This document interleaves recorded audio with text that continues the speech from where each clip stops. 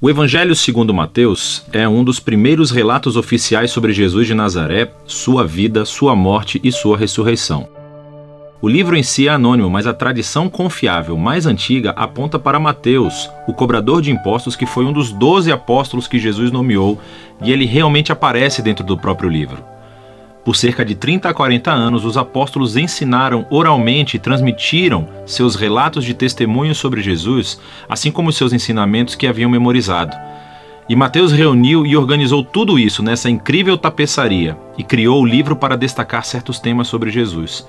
Nesse vídeo, vamos cobrir a primeira metade do livro. Especificamente, Mateus quer mostrar como Jesus é a continuação e o cumprimento de toda a história bíblica sobre Deus e Israel. Que Jesus é o Messias da linhagem de Davi, que ele é o novo mestre com autoridade, como Moisés. Mas não só. Jesus é o Deus conosco, ou em hebraico, Emanuel. E Mateus desenhou esse livro com uma introdução e depois uma conclusão.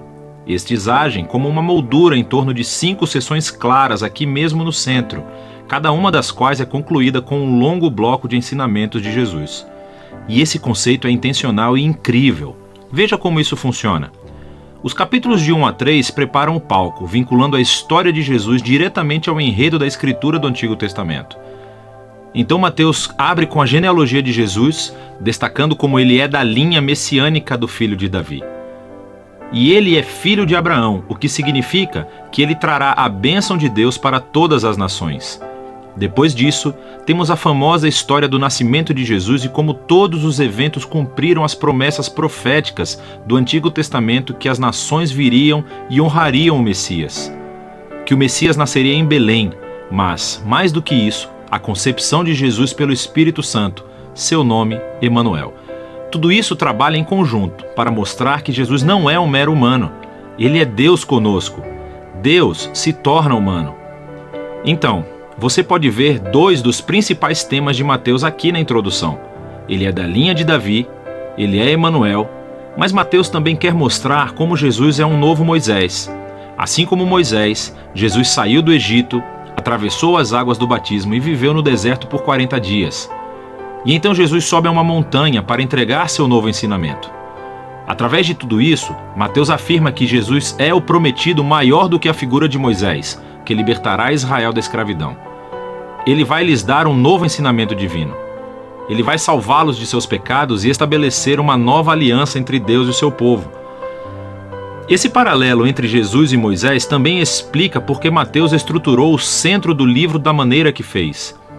Essas 5 partes principais destacam Jesus como mestre e Mateus criou um paralelo. Jesus como mestre é um paralelo aos 5 livros de Moisés. Jesus tem autoridade como o novo mestre da aliança que cumprirá a história da Torá. Na primeira sessão, capítulos 4 a 7, Jesus entra em cena anunciando a chegada do reino de Deus, e isso é realmente fundamental. O reino é, em essência, sobre a operação de resgate de Deus para todo o seu mundo, o que acontece através do Rei Jesus. Jesus veio para enfrentar o mal, especialmente o mal espiritual, e todo o seu legado de opressão demoníaca, doença e morte.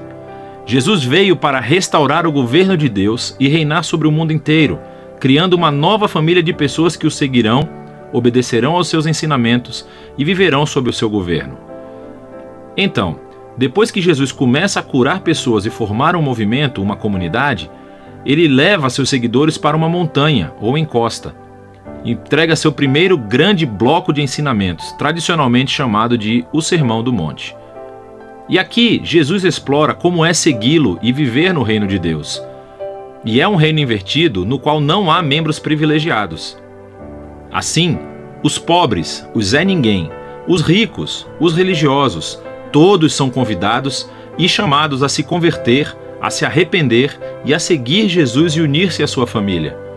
Jesus diz que ele não está aqui para anular os mandamentos da Torá ou do Antigo Testamento. Em vez disso, ele está aqui para cumprir tudo isso através da sua vida, através dos seus ensinamentos. Ele está aqui para transformar os corações do seu povo, para que eles possam verdadeiramente amar a Deus e amar o próximo, incluindo os seus inimigos. Depois de concluir o seu grande ensinamento sobre o reino, a próxima sessão mostra Jesus trazendo o reino à realidade no dia a dia das pessoas. Então, Mateus reuniu aqui 9 histórias sobre Jesus trazendo o poder do reino de Deus para as vidas de pessoas desvirtuadas. Existem 3 grupos com 3 histórias e elas são todas sobre pessoas que estão doentes, ou têm corpos quebrados, ou estão em perigo. E Jesus as cura ou salva por esses atos de graça e poder. E então, bem no meio dessas tríades, encontramos 2 histórias paralelas sobre o chamado de Jesus para que as pessoas o seguissem. E aqui Mateus está enfatizando algo: que somente é possível experimentar o poder da graça de Jesus se decidir segui-lo e tornar-se seu discípulo. Depois de Mateus ter mostrado o poder do reino através de Jesus, Jesus estende o seu alcance, enviando os 12 discípulos que farão o que ele tem feito. E isso leva ao segundo grande bloco de ensinamentos, o capítulo 10. E aqui Jesus ensina seus discípulos a anunciar o reino e o que esperar quando o fizerem. Muitos entre Israel estão aceitando a Jesus e a sua oferta do reino, mas os líderes de Israel não. Eles perderão muito ao se arrependerem e se tornarem discípulos de Jesus. E então Jesus sabe que eles o rejeitarão e perseguirão os seus seguidores. O que é exatamente o que acontece na próxima sessão, capítulos 11 a 13. Mateus reuniu um grupo de histórias sobre como as pessoas respondem a Jesus e a sua mensagem. E é tudo misturado. Algumas histórias são positivas, as pessoas amam a Jesus e acham que ele é o Messias. Outras são mais neutras, como João Batista, ou até mesmo os membros da própria família de Jesus, e deixam claro que Jesus não é o que esperavam. Então, aos líderes de Israel, que são totalmente negativos, você tem os fariseus e os estudiosos da Bíblia. Todos rejeitam Jesus. Eles acham que ele é um falso mestre, que está levando as pessoas para o caminho errado. Eles pensam que Jesus é uma blasfêmia com essas declarações exaltadas que ele faz sobre si mesmo. Mas Jesus não fica surpreendido ou se abala com essas respostas tão diversas. De fato, ele se concentra nisso no terceiro bloco de ensinamentos no capítulo 13. Aqui, Mateus reuniu um monte de parábolas de Jesus sobre o reino, como um fazendeiro jogando sementes em 4 tipos de solo, ou sobre um grão de mostarda, uma pérola ou um tesouro enterrado. Essas parábolas são como um comentário sobre as histórias que você acabou de ler nos capítulos 11 e 12.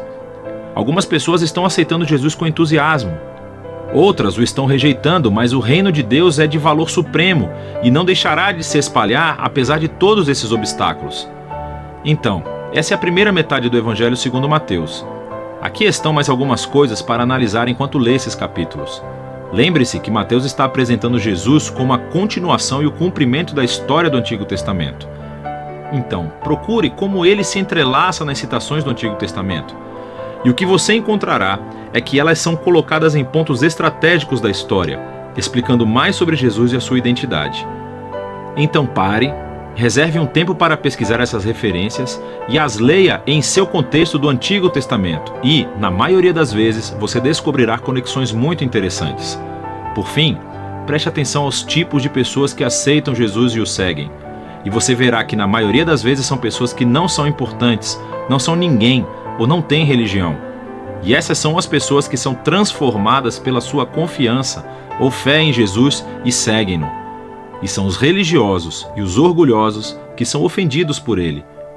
Então, como é que essa tensão entre Jesus e os líderes de Israel se manifestará? É disso que se trata a segunda metade de Mateus. Lembre-se de que você não está sozinho.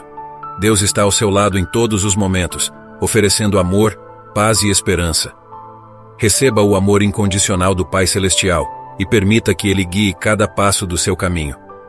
Que as bênçãos de Deus estejam sobre você, enchendo seu coração de amor, sua mente de paz e sua vida de propósito.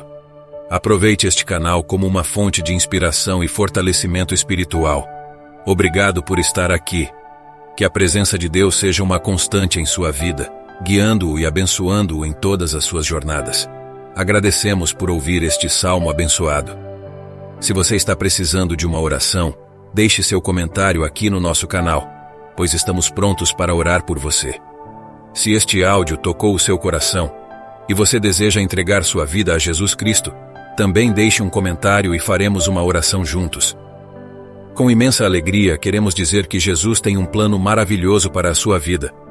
Convidamos você a nos seguir aqui se inscrevendo neste canal e ativando as notificações para não perder nenhuma mensagem especial. Acreditamos no poder do amor de Deus e no impacto transformador que ele pode ter em sua vida. Em nome de Jesus Cristo, nós abençoamos. Amém.